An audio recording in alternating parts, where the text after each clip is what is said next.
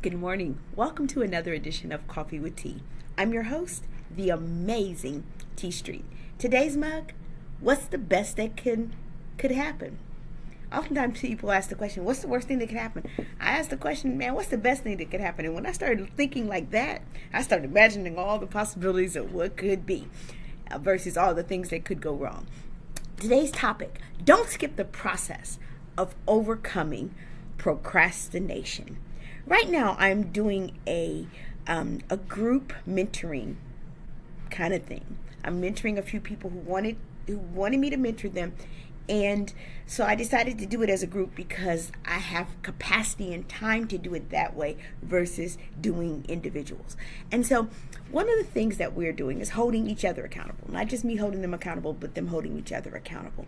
And one of the things that we all came to terms with is that the thing that's keeping so many of them from whatever is their next, whether it's their professional career, their business they're trying to launch, the next place where they're going to go back to school, all those things, is this thing called procrastination.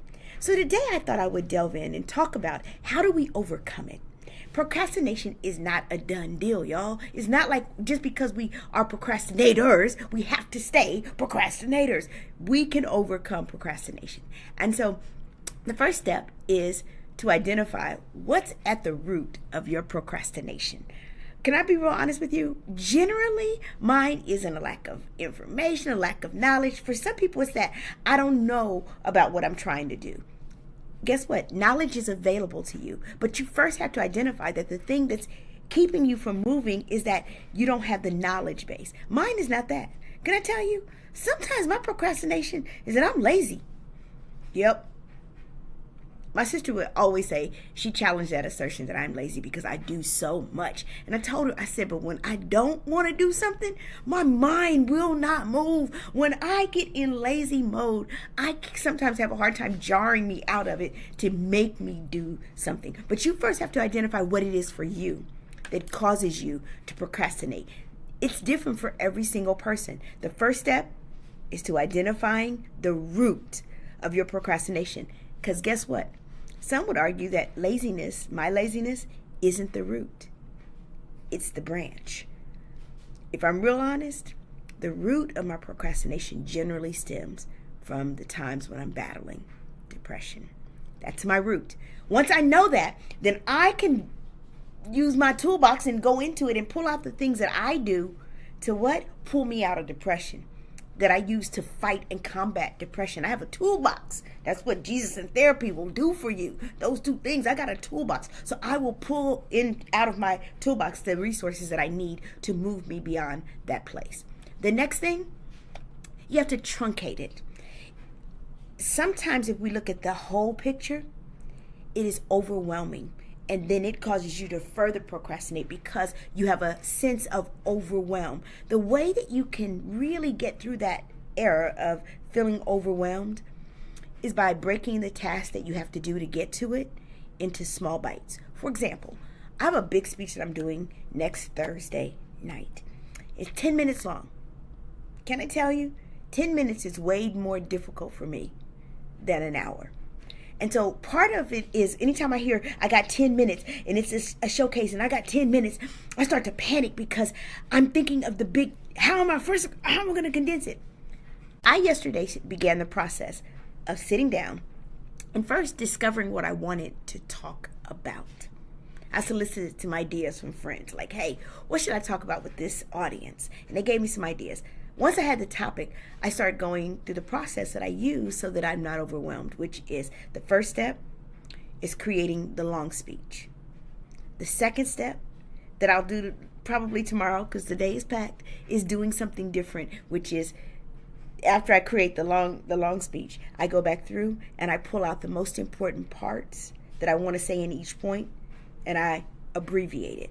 That's part of my process.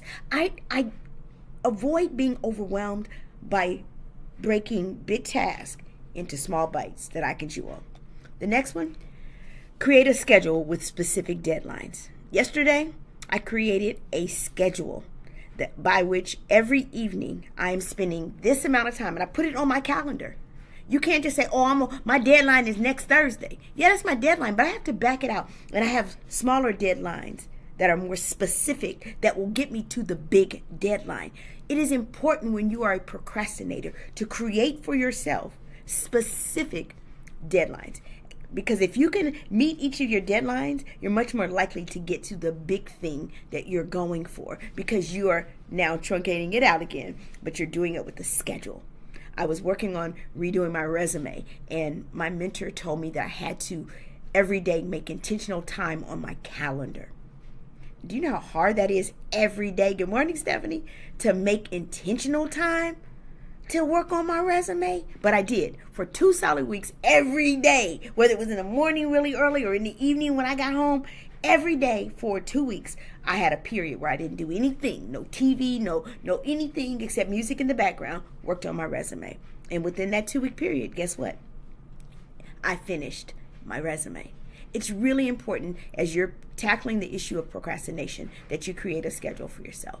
And finally, the last thing that I would say to you that you can do is give yourself grace. Give yourself grace and celebrate baby steps. Sometimes we're super hard on ourselves. I am. But can I tell you, yesterday when I got the idea for what I wanted to do, girl, I gave myself a cup of coffee because that's how I celebrate. I love coffee. So yesterday when I came up with the idea about what I wanted to talk about, it was a baby step for me. It wasn't big for anybody else, but I was like, girl, you on the path. You got the topic. You got the topic. When I created my calendar, I celebrated. I was like, girl, you better go with yourself. And guess what? I gave myself some skins. I celebrate the small steps. Give you grace, recognizing that nothing happens overnight. Can I just tell you that the pathway to breaking the cycle of procrastination is simple. The steps are: identify the root cause of your procrastination. Mine is when I'm battling depression, I procrastinate. Break the task that you have into smaller bites so you can chew on it. Create a schedule with specific deadlines, and give yourself grace along the way as you accomplish your task. Celebrate the baby steps. You know what? I'm the amazing T Street, but I too sometimes can be a procrastinator, because there's nothing amazing in me that's not in each and every one of you. So if you identify with this, it's because the same issues that are in me are in most of you, and the same issues that are in most of you are in me. There's nothing amazing in me that's not in each and every one of you. So today, tackle the process of overcoming procrastination.